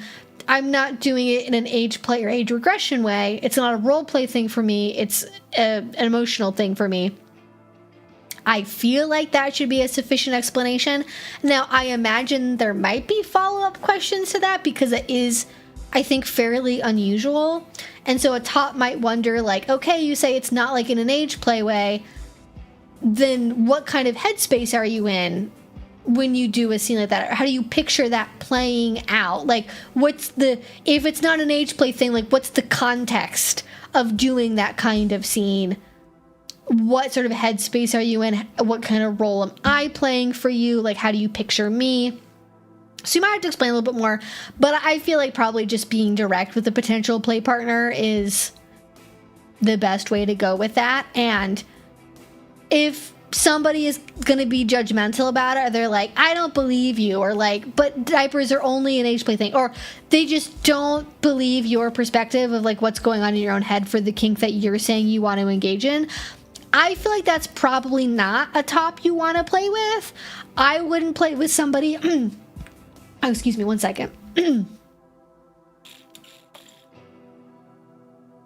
I would not do a scene with somebody who was insisting that they knew my motivations better than I did. I think there's a time and a place for curiosity and, trying to understand your partner better. But you can tell when there's a difference between like, oh, that's really interesting, like, tell me more about that, versus like, I don't believe you and I think that you're lying. So if it's more of that, like, I don't believe you when you say it's not an age play thing, like, what the fuck? Like, probably not the right person for you in a scene. And that could just mean you don't play at all, or that could mean, okay, maybe we just keep it to the spanking, but then like the diaper stuff is just like off the table, which is probably going to be the case for most people, because I don't know how many tops enjoy playing with diapers or are okay with it, but I imagine it's already like a fairly small percentage just in general, especially if you're not looking like in the age play community. All right, next question. I'm a Dom and I'm very new to things. I'm fairly good at the Dom voice, but sometimes I feel repetitive. What are your suggestions to broaden vocabulary in scenes without it feeling contrived? Ooh, that is a really good question. Because I'm not a top, I don't have direct experience with trying to expand my vocabulary, and also I write for my job and I read a lot. So I feel like I end up reading a lot of how things are described in kink, and I imagine during a live stream I'm probably not like the most. I like everyone who, whether it's streaming or doing scenes, you have phrases you fall back on. You have little verbal tics that you say a lot. I am sure people that are watching right now can say like a dozen things that I say all the time. Probably one of them is I'm sure. Probably one of them is right. Probably I can already think of a couple that I say a lot. So, I think being repetitive is okay. I think probably instead of looking at it in the sense of I need to expand my vocabulary in a general way to like be a better Dom in the abstract sense, I think probably what would benefit you more is looking at what your partners are into, or like maybe, okay, and so maybe you gotta wait till you have a consistent play partner. I don't know if you have one or not yet, but like leaning into what your play partners are into and reading and developing things around the role plays that they like, the roles that they like to have in a scene, the kind of flavor of dynamic that you have, and going based off of that. And actually I would say being repetitive is not necessarily a bad thing. Like whenever I've taken a class about dirty talk, one of the things that every teacher has emphasized is being repetitive can actually be a good thing because you're reinforcing whatever it is that you're repeating. So I don't know if you mean just like you kind of fall back on the same stuff every single time you're doing the Dom voice, or if you mean in the same scene you find yourself repeating yourself a lot. I don't think that repeating yourself is necessarily bad, but I understand wanting to have a wider array of things that you can lean into. I think maybe a good suggestion, especially if you do kind of know what roles your partner likes playing in, what kind of role play that they like doing. I think a good way to learn more about that could be reading like fan fiction or erotica about that topic, and then like seeing what they say in that erotica with the caveat that it'll probably be really over the top and very cheesy. But kill the idea of cringe. Being cringe is fine. Who gives a fuck? Be cringy. YOLO. Go for it. Like, maybe don't say literally everything that they say, but you can take little elements of that. You can find kind of new hot words. Oh my gosh, I wish I remembered. Oh my gosh, where did I feel like was this a class that I took? Where did I read this? I'm remembering something about like finding your partner's hot button words or like phrases and like using that as a way. God, where did I read that from? I wish I remembered so I could tell you about it specifically. Because this is a very vague memory, so I don't have a lot of detail of like what they were talking about in my head. But I like kind of going along with working with your partner's specific kinks or kink interests. Or also, if you don't have a partner, like, okay, what kinds of partners would you want to play with? What kinds of roles do you want to be in? And then kind of looking at it from that direction. But when you are with a partner, finding the specific things through maybe like trial and error, getting direct feedback from them, watching their nonverbal signals of what specifically seems to like get them going and what they like, and then just like leaning into that and finding ways to, you know, use synonyms for that, or just being repetitive, because who gives a fuck? It's fine. Acting classes are a great way to overcome cringe. One semester of it made me way more confident in high school. Yeah, like acting, like improv, that can definitely be a thing. If what you're struggling with is less like, oh, I just want to have more to say, versus like, I want to be confident when I say it. But that's definitely something you can do.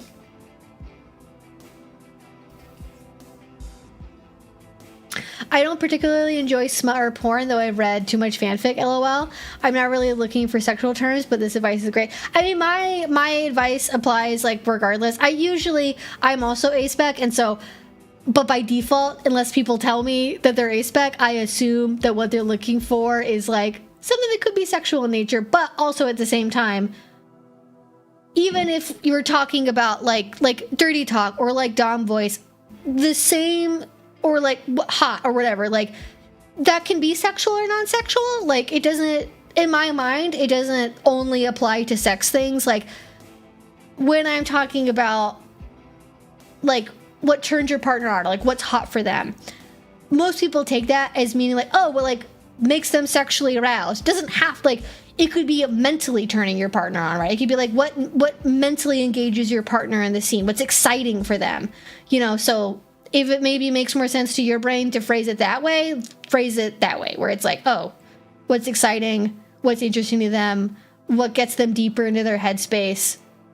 All the same stuff applies. It's all in the same wheelhouse.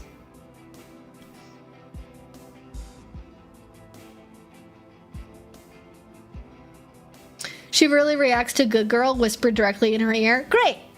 Perfect. Love that. That is such a clear thing to go with. If it ain't broke, don't fix it. Like that's a great one to fall back in. I think having that as a basis of like, oh, we have a little thing here. Now we can branch out into how else do we want to use that kind of phrase in different contexts. Like, okay, they like praise.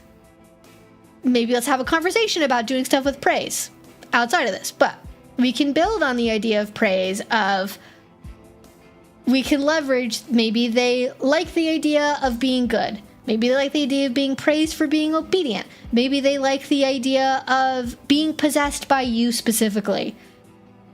Different potential spokes, different directions this could go in. You're only really going to know if you talk to them or if you're particularly good at reading their nonverbal signals.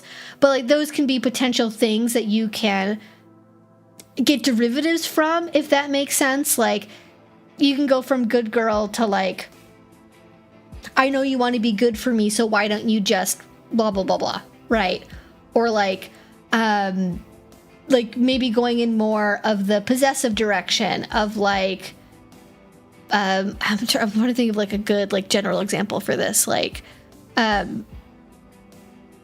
I love that you're my good girl and that you're like all mine, like that kind of thing. So like, yeah, the kind of like thinking of deviations off of the spoke of like, we know this works. What other variations of this can we throw in that kind of gets to that same like core idea?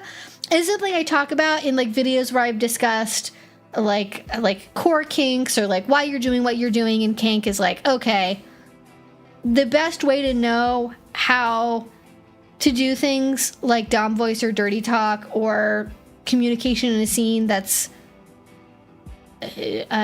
in the scene flavor, in the headspace you're trying to cultivate, is think about like what is motivating this thing, like beyond just like, I like being a puppy, I like pet play, I like this and that. Okay, what's the underlying motivation behind that? What about pet play do you like? Well, I like being a pet because I like being obedient and good. Okay, why do you like being obedient and good? What kind of feeling does that bring up for you? Well, I like being obedient because I like knowing what my places and knowing that I'm doing a good job. Well, why do you like knowing that you're doing a good job? Why is that important to you?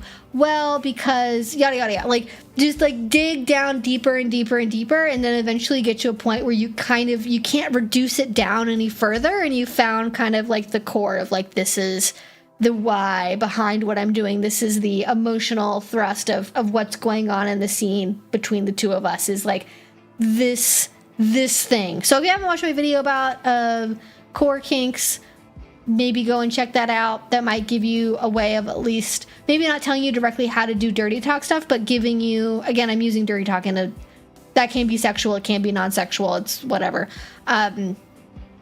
Like, that can give you ideas of like, oh, once you understand what you're playing with, that gives you a much more accurate sense of where to take the direction of what you're saying and give you a lot more ideas.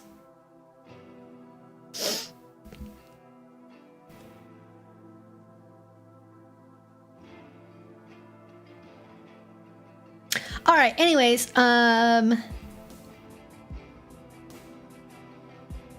yeah, like, you're so good at insert degrading thing. Yeah, again, do they like humiliation? Do they like being degraded? Do they like praise? Do they like being praised while they're doing a degrading thing? Like, lots of options for sure, but that sounds like a good place to start.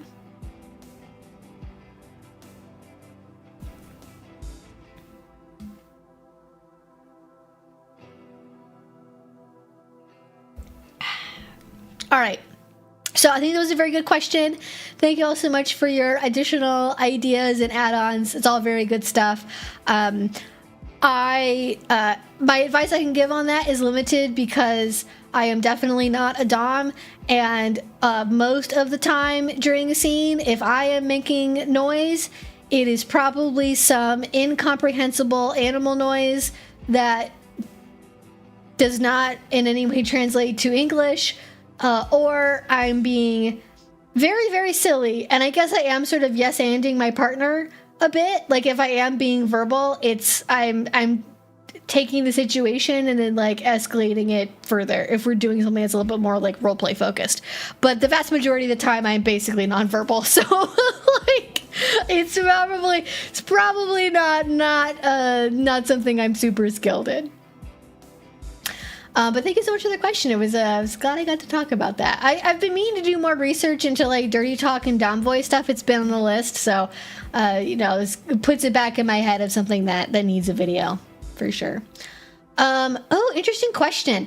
Thoughts on letting a dom rename you? Not a pet name or a title, but something to be used day to day and with other people as well. Not necessarily something risque, just like a normal name like Susan. First of all, fascinating idea. I definitely know lots of people that have been named by their partners, but it's very obviously been a like, oh, this is within their private relationship or like in a kink context. Like, maybe at their job they're still Susan, but at home, they're known as number 817, right? And so everywhere else they're known as number 817. That's what they go by. That's their name. Is number 817, right? You've been reduced down to just not even a name but a number, right? But that's not gonna end up on a legal document. They're not going through a legal name change. I think I have complicated feelings about this.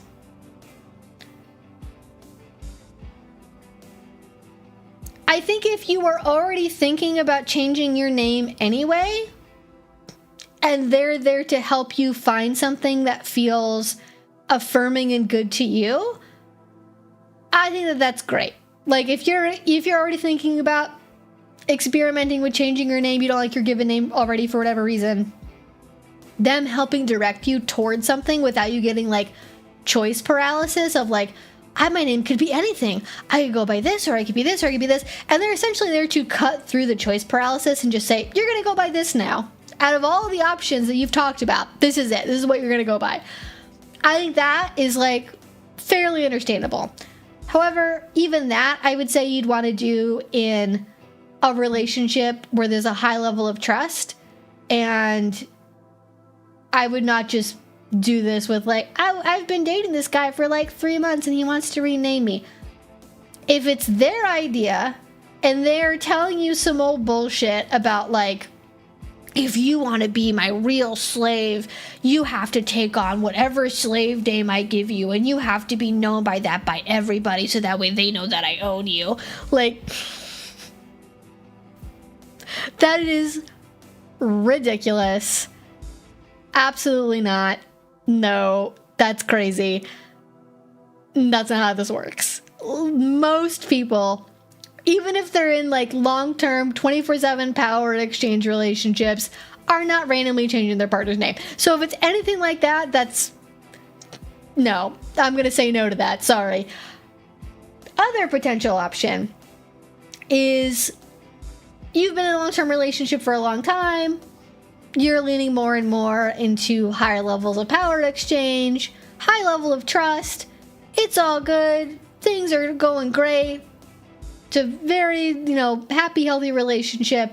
And as a sign of the level of devotion to your relationship and wanting to be completely controlled by them and, have your identity tied to them forever and whatever other ideas you might have behind that, they want to change your name.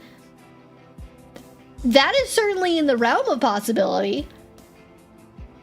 I would not say it is a common thing that people do. I would not say that it's necessary in any way. But if you feel drawn to that, if you feel like that would be a positive in your life, then like, okay, go for it. Like, if something happens, right? If you break up, if things don't work out, you can go back to your old name. You can change it again. You're not stuck with that. Again, like I think the line for me is like legal permanent name changes. I mean, I guess you can, depends on where you live. I don't know how easy it is to change a name everywhere. I know some places it's relatively easy. Other times it's relatively not, especially if you're not like, it's not attached to like a marriage license or something. So definitely be cautious if this gets down to like, oh, I want to like legally change my name, because like that's usually somewhat of a process to do. And obviously other people are going to know that you're changing your name. So, maybe have that be a later step, like after you've already been going by this name for a while and it feels comfortable and like things in the relationship feel really steady. But that would not be something that I would leap to immediately, is like a legal name change. That's pretty, it's not quite the same as like legally getting married to this person, but that is a pretty far step for like a DS relationship thing that most people are not going to do.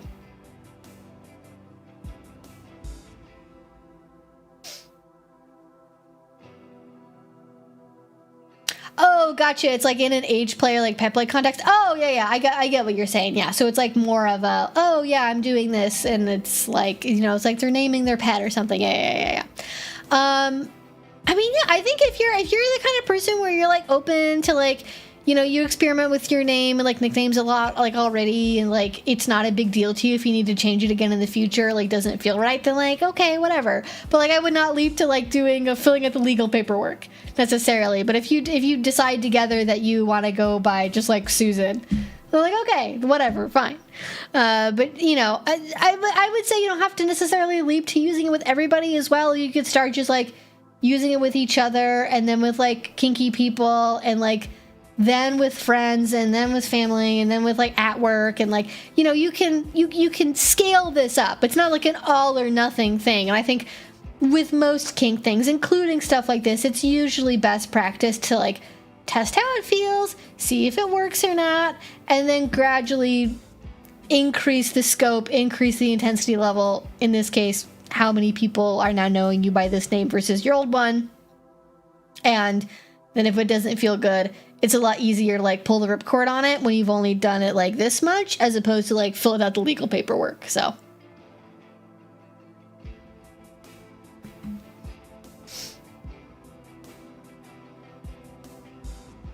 changed my first and middle name in 2024 in Georgia. It cost around $350 and took several months for the process to finish. Yeah, I know some places it's a lot more involved than others. All right. Anyways, Next question. We have about 15 minutes left, so if you've not asked your question yet, now is a great time to do so. Again, you can use a super chat or Streamlabs if you would like to. It'll highlight your question right away to make sure that I see it. I have a lot of questions in the chat right now, so I definitely cannot promise I would get to all of them, and I will probably not get to yours unless you use them, so just FYI, or you can come back here next week and try asking again, and then I might see it next time. So that being said, that is my answer for name changes. I have some little tendencies, but I'm kind of nervous on bringing it up. Any advice on how I should approach? Okay, this is just like the theme of the day today. The theme of this live stream is like talking to other people about your kinks. So I've talked about this in videos before. My general advice is, how important is this relationship to you versus how important is this specific kink to you? If you don't have a relationship right now, if you're just like a little bit curious about maybe exploring this, like, go off and go find a littles club. Go off and go find an H-play meetup. Go off and find like-minded people. Experiment with it there in a non-romantic, non-sexual setting, just like getting to know other like-minded people. And thank you so much for the super chat, Twixie. I appreciate it. So that is one way to do it, is like figuring out like how little are you, how important is it to you not being in a relationship. However, assuming that you are currently in a relationship because you have some kind of conflict about this, like at least inside yourself on like, how do I bring this up? I would say, hopefully, you have a healthy relationship where there is open communication about intimacy and sexuality and what you're both into, and it would not be beyond the pale to bring up interests that you have that may or may not overlap into your intimate lives, bedroom space, how you relate to each other in whatever shape or form that takes. So I totally get being nervous about bringing it up. So I think I go back to what we talked about earlier on in the stream, which is finding an easy way to bring it up that's not necessarily about yourself, right? So like sharing a clip from something, sharing a meme, and there are 10,000 memes out there about like daddy kinks, mommy doms, you name it. There's an example that you can share to just be like, haha, isn't this funny? Like smiley emoji, like very non-committal. And then you can gauge based on their reaction to that if you want to proceed and go forward. If they're like, oh my gosh, yeah, that's funny, then you're probably good to be more specific in the future. But if they're like, oh my god, that's disgusting, I can't believe people are into like pedophilia, then like, do not go past go. Do not collect $200. This is not going to be the kind of person you should talk about this thing with. Then you have to decide, is the relationship more important or this kink? So if they have a very strong negative reaction, do you want this relationship more than you want to explore this kink? And I mean this very seriously. Like, think about this, like make a pros and cons list, okay? Do not think about this. Do not fall into sunk cost fallacy of like, oh my gosh, but you know, I'm never going to find anyone else and blah, blah, blah, blah, blah. Like, there's so many people on this earth.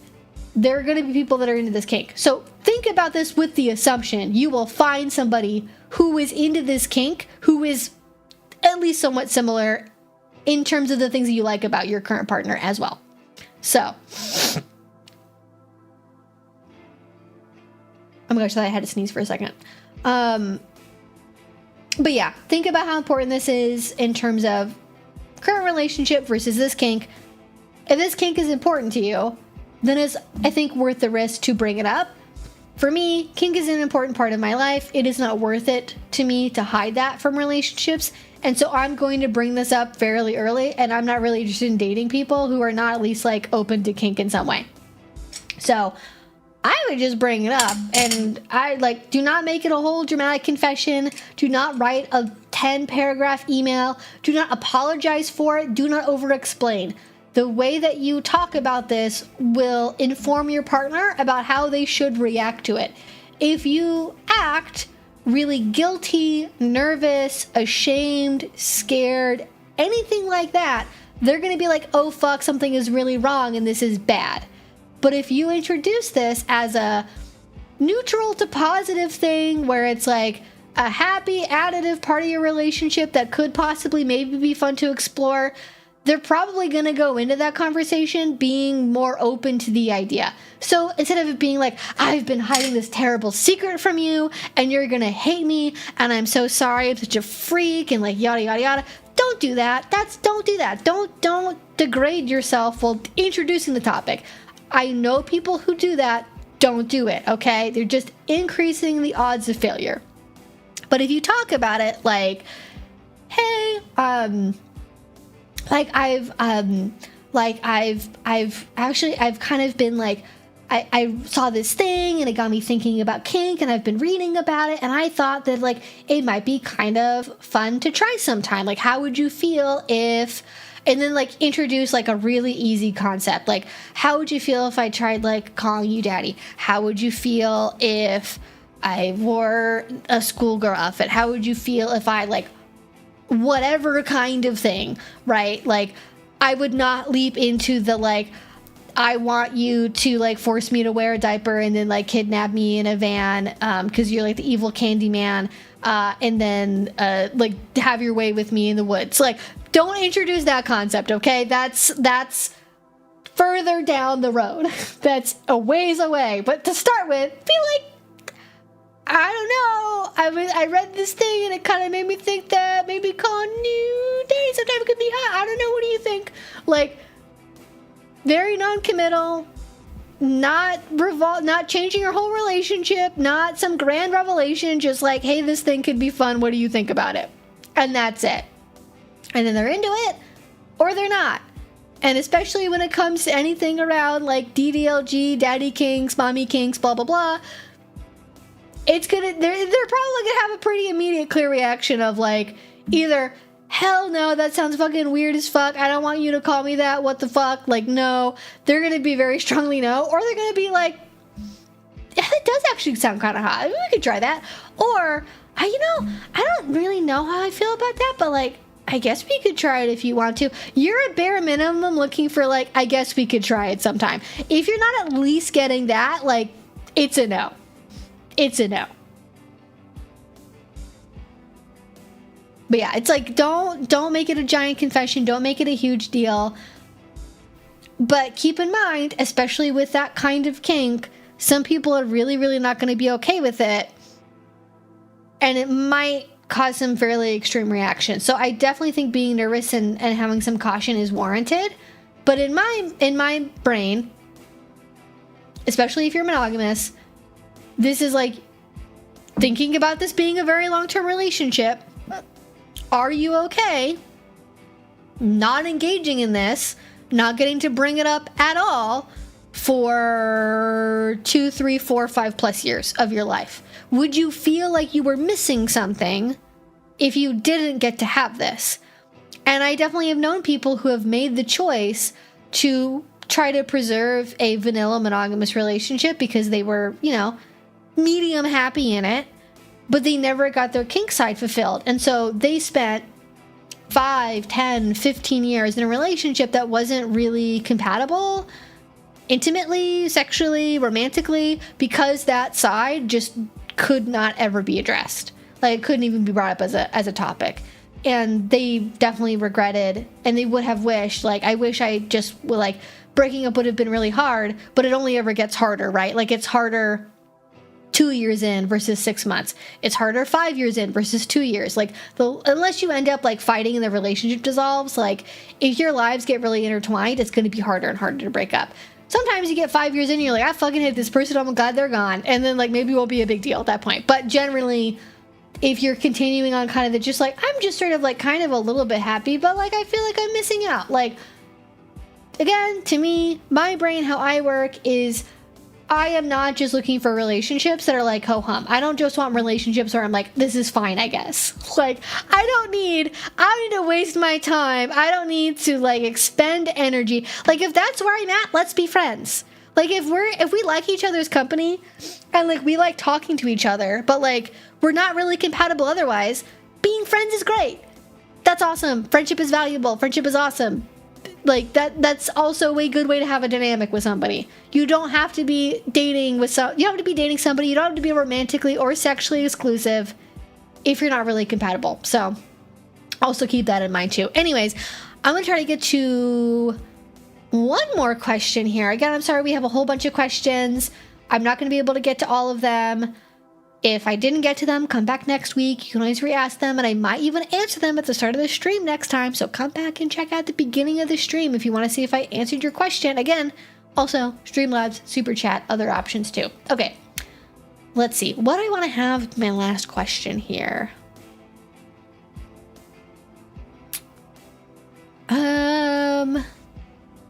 Okay. I think this is kind of following along with what we've been talking about, so this is going to be the last question today. I'm in a monogamous relationship with a partner who isn't open to public play. How do I go about getting into primal play one-on-one without those kinds of resources? We also live in a city, ... Okay, I don't see a part 2, so I'm assuming that actually, let me double check, because ... makes you think there might have been a part 2. Select question. What does that do? Oh, it highlights the question. Oh, interesting. Oh, but it says who asked it. So, like, I'm probably not going to use that feature. Okay. So it does actually tell you guys which question I'm on if I do that. Interesting. Okay. But it doesn't, I don't have a way to see if this person has commented on other things. So I don't know how to see if there's, like, more to this. But I would say, isn't open to public play. How do I go about getting into primal play one-on-one without those kinds of resources? We also live in a city. Also, first of all, so many monogamous people today. If anybody is like, everyone in kink is polyamorous, like every person that we have talked about today has been monogamous. So monogamy is alive and well in the kink community, folks. It is not dying. So you don't have to play in public to get skills, is what I would say. So you can go to classes, you can even go to like discussion groups, you can go to munches, you can go to things that do not involve actually playing with other people. I know some people who are monogamous where even that wouldn't be okay, but if that's something that you would be open to where you like, people are not going to go there, they're going to see you're in a relationship, they're not going to like hardcore cruise you and like try to like cowgirl you or whatever. Like that's not going to happen. Like I'm not going to say it's narcissistic to assume that it is, but it has a certain flavor to it. I feel like, well, we're so hot that of course if we went to an event, somebody's going to try and fuck one of us. Like, get over yourself. Like, I'm sorry, that's not happening. It's fine. It's not going to happen. So maybe go to events to like learn about things and learn how to do it safely, but not going to events where you have to, or you don't ever have to play, but like, you know what I mean, right? Like the events that are play focused, you don't have to attend those. So you live in a city, there's probably something somewhere, maybe not a primal group, those are relatively rare to find, but there are probably munches, discussion groups, so on and so forth, where you can probably find people that are into that kind of thing. Or keep an eye out in your local area, in your city, or maybe like a convention that's near where you live for classes that are based around primal play or like related skills. So, but again, I'm going to say primal play does not mean rough body play with text flavor, okay? Primal play is not just, I did a rough body play scene while I growled at somebody. That can be part of it. It is not all of it. If what you like is rough body play, that's a totally different thing. We don't have time to get into it right now. We're at time. I can't do this spiel, but just I have been doing primal play since like basically the term got invented. It is not just about rough body play with flavor text, okay? Just to be very clear. So, you probably have a lot of ability to get resources where you live that doesn't involve actually having to do any kind of play.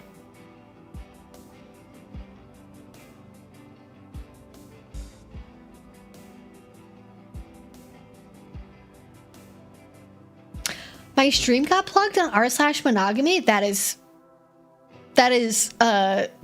very unexpected. I don't know why they do that, but But hi, monogamous people, if that's where you came from, that's very funny.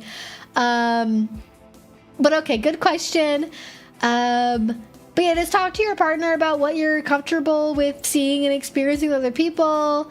Establish some boundaries, and go ahead and find educational resources. Also, you don't have to be in. It doesn't have to be in person either. You can. There are classes online you can take.